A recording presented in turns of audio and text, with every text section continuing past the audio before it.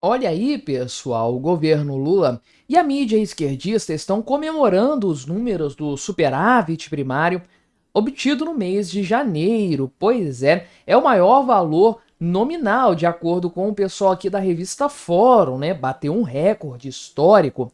Pois bem, mas a gente sabe que na verdade não dá para levar em consideração o valor nominal, dada a perda do poder aquisitivo da moeda brasileira. O superávit ou déficit, enfim, o resultado fiscal, é medido em reais. Quanto mais varia o valor da moeda, principalmente quanto mais depreciada ela se torna, e o real está se depreciando muito, menos os números nominais fazem sentido numa comparação de longo prazo. Então a gente tem que corrigir isso pela inflação. O que acontece quando nós fazemos isso? Bem, nós chegamos aqui no principal patamar desde 2023. Pois é, desde o ano retrasado. Não é grande coisa no final das contas e não superou as expectativas do mercado. Pois é, o pessoal estava projetando mais ou menos 87 bilhões de reais. A mediana das expectativas foi frustrada, ou seja, o resultado é pior do que se esperava, o que não dá um bom prognóstico para 2025 definitivamente. Então vamos conversar aqui sobre esse assunto, mas antes não se esqueça de se inscrever no meu canal se você ainda não for inscrito, e se você quiser colaborar ainda mais com o meu trabalho, você pode se tornar membro patrocinador do meu canal, com valores a partir de R$ 1,99 por mês. Você me ajuda bastante dessa forma, pode ter certeza disso. Pois bem, como são os números? Quais são os números apresentados? Foram medidos aqui para o mês de janeiro de 2025, o superávit foi de 84,9 bilhões, 84,882, de forma mais precisa. Então, beleza, é um resultado expressivo sem sombra de dúvidas. Agora, todo mês de janeiro tipicamente é superavitário por uma série de impostos recolhidos nesse período. Então, é normal que isso aconteça, que haja superávit em janeiro. No ano passado foi assim, em 2023 também, na verdade, o resultado de 2023 foi melhor do que esse aqui, se nós analisarmos de acordo com a variação da inflação, né? Então, do ponto de vista nominal, isso aqui é o recorde, beleza, né? Mas, em termos reais, janeiro de 2023 foi melhor, claro, naquela época, herança do governo Bolsonaro. O Lula tinha acabado de chegar, pegou a casa econômica arrumadinha e deu uma piorada nela desde então. Mas melhor do que o resultado de 2024, que ficou abaixo dos 80 bilhões de reais, sem sombra de dúvidas. Mas a mediana das expectativas aqui do pessoal consultado pelo Estadão, nessa segunda notícia eu estou vendo no Estadão, era de 87,35 bilhões de reais. Os mais otimistas estavam esperando um superávit de 97 bilhões e meio no mês de janeiro. O pessoal tem uma fé no governo Lula que é impressionante, né? Mas o problema desse resultado aqui nem é tanto o fato de não ter sido o melhor resultado em muitos anos. Isso não necessariamente significa muita coisa, porque tudo depende dos outros meses. Digo, não é um bom prognóstico, porque se você não tem um mês de janeiro muito forte, isso é um problema para o resto do ano. É o mês de janeiro que costuma turbinar o resultado fiscal, cria uma gordurinha que, por exemplo, no ano passado já tinha sido consumida lá por volta de maio. Então, o governo Lula, tendo uma gordurinha que poderia ser melhor, esperava-se que fosse melhor, ele vai ter menos lá na frente para compensar os déficits que inevitavelmente o governo terá. Por quê? Aí a gente entra no segundo problema desse número aqui.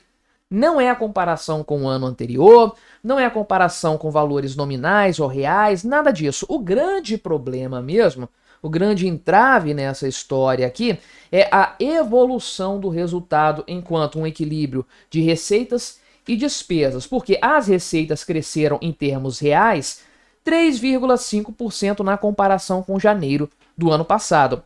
Só que as despesas subiram 4,4% na comparação também com o ano passado, isso aqui já descontando a inflação.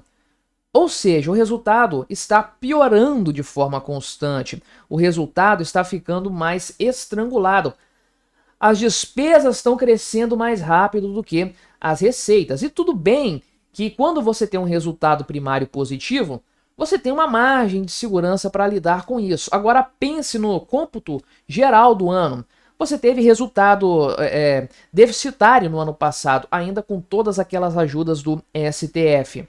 Agora imagina que se você comparar este ano inteiro com o ano passado inteiro, as receitas vão subir 3,5% e as despesas vão subir 4,4%.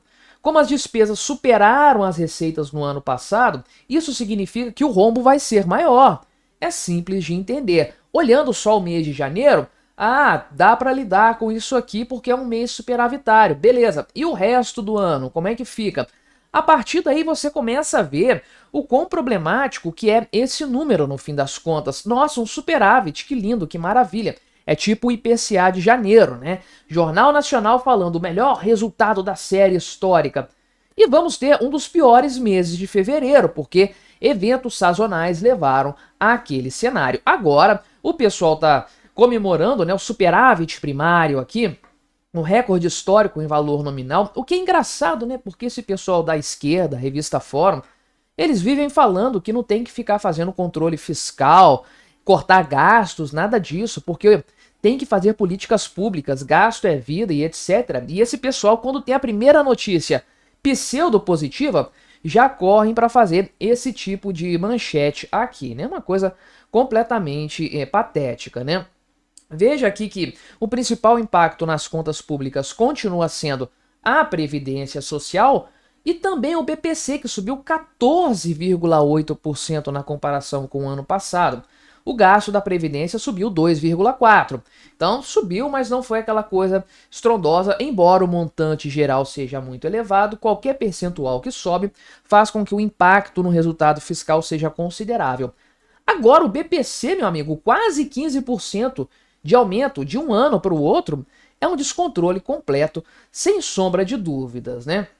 Então as despesas obrigatórias subiram 6,3% acima da inflação. É a tragédia desse novo modelo do arcabouço fiscal que trouxe de volta a vinculação dos gastos, saúde e educação, aqui principalmente saúde, né? Então isso aqui subiu pra caramba e vai continuar subindo muito mais do que o aumento das receitas, e isso aqui mesmo com a revisão cadastral do Bolsa Família.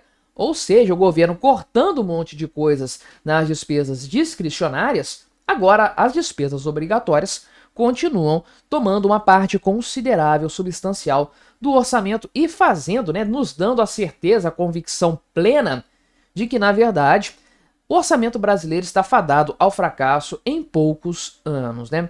Enfim, é um resultado fajuto esse aqui, não é para se comemorar, muito pelo contrário, ele é um mau presságio sobre o ano de 2025. Mas me diga aí, o que você achou da minha análise? Colabore com o nosso debate, se inscreva no meu canal se você ainda não for inscrito e até a próxima.